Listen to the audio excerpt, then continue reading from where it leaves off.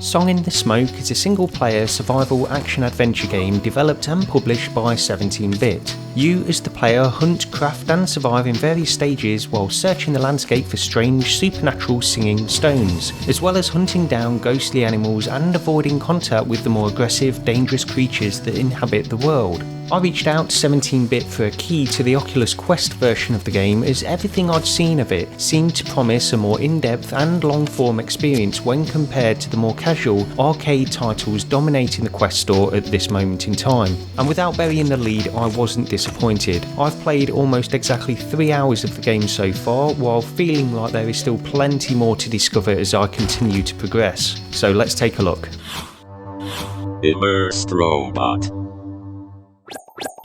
So Song in the Smoke's presentation and opening sections are instantly appealing. It's got this distinct graphical style, almost oil painting-esque in the way your hands and the animal models are crafted. The environment and the world itself on the Quest version is nice enough, but perhaps lacks some of the finer details and the more panoramic vistas which may be present on other versions. I'm not too sure, but just to make it clear, I'm only talking about the Oculus Quest version, which is the only version I've played so far.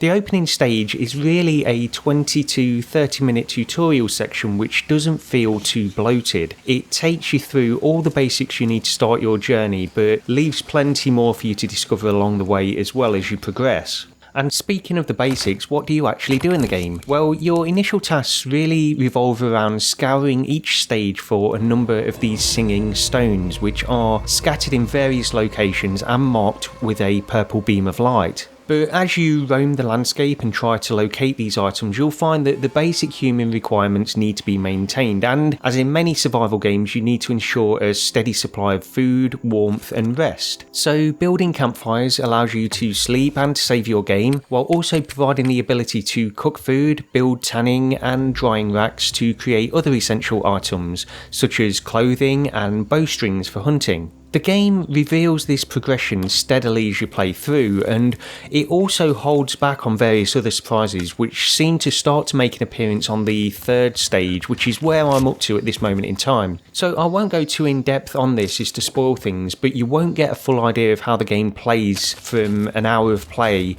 and you do need to stick with it. It's probably more important in this game than it is in some other titles. And the general gameplay loop, learning to cook and dry food for your storage racks, creating protective clothing and managing your camp, is a satisfying aspect of the game, and it creates a nice contrast to the stealth-like hunting gameplay aspects too. And there's a certain atmosphere in this game which just feels a little bit solitary and alive at the same time. So animals both large and small inhabit the world, and a flock of birds, for example, might be scared from a bush as you pass by and fly out in front of you, and then you'll see burrowing creatures, lizards, frogs, rodents and deer. They all wander the levels freely, while atmospheric sounds fill the air around you as well. And all of this adds to the sense of the world being alive and not focused on you as a player. You're just part of it, you exist within it, and it adds to this sense of realism. When I say realism there, that probably needs to be taken lightly when you do consider some of the more supernatural elements that the game contains as you progress, and these reveal themselves slowly. But at this early stage, it's difficult for me to really get a strong grasp on the story, or even make much sense of the lore, which seems to be hinting at larger things behind the scenes. So it will require more time for me to play this and get a good idea of exactly what's going on in this game.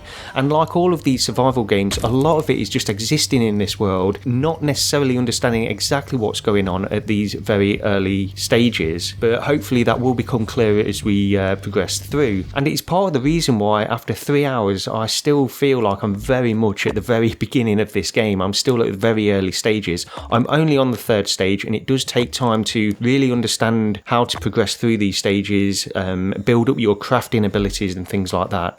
The game contains a range of movement options within the settings, so this is welcome, although there are some points of frustration regarding this. So climbing rocks and higher ledges is a matter of pointing to the edge of the surface, holding down a button and teleporting up, even when you use free roam locomotion. Similarly, when climbing down from a higher ledge to a lower one, the only option as far as I can tell is to get to the edge of the ledge and teleport down, which creates a pause in gameplay. You're waiting for this teleport icon icon to fill, and I found this to stifle my movement a little bit as I progressed around these stages, especially when climbing down several ledges in succession. So there was this constant feeling of pausing while the teleport confirmation icon fills up for half a second, a quarter of a second, whatever it is. It feels like you've got this slight pause as you progress through and you're waiting for this. So I just felt a little bit stifled by that, a little bit frustrated. And it would have been great to provide some kind of true VR climbing mechanic in these sections, similar to how we've seen in many other games where you actually reach up and grab rocks to climb up. Again, this would probably create a pause in gameplay, which is probably the reason why they didn't go for it. But even an option to just fall from one ledge to another in a more natural way would be a big benefit in my eyes. So these are just small frustrations that I had. But the slight movement issues aside, I found the locomotion to be fine, and you can actually walk around and traverse the landscape at quite a fast pace otherwise. So just a small complaint there, and I do find it quite a small one in the grand scheme of things, and most other aspects of the game don't feel inhibitive or purposely slow or tedious in any way. Once you understand the basics, crafting can be a speedy process, and you often find that you might be crafting fresh arrows in seconds while tracking an injured deer, sort of doing it on the move. So these are all great aspects. It was just that small movement frustration which I think is worth mentioning here.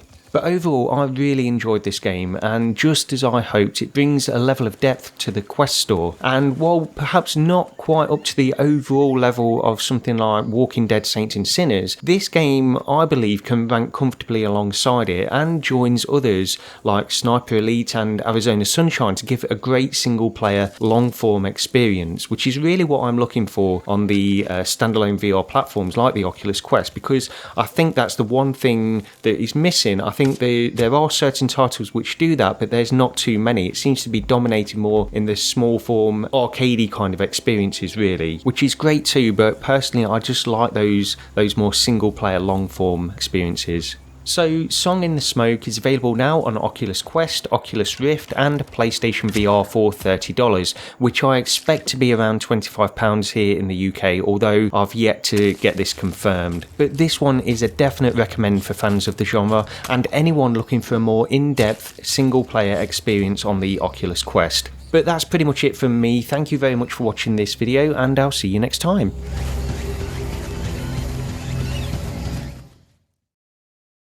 If you'd like to support the channel, then there are numerous ways to do so listed in the description, like heading over to the merch store and picking up an Immersed robot mug or any other item arbitrarily featuring the channel logo. As always, link is in the description to this video.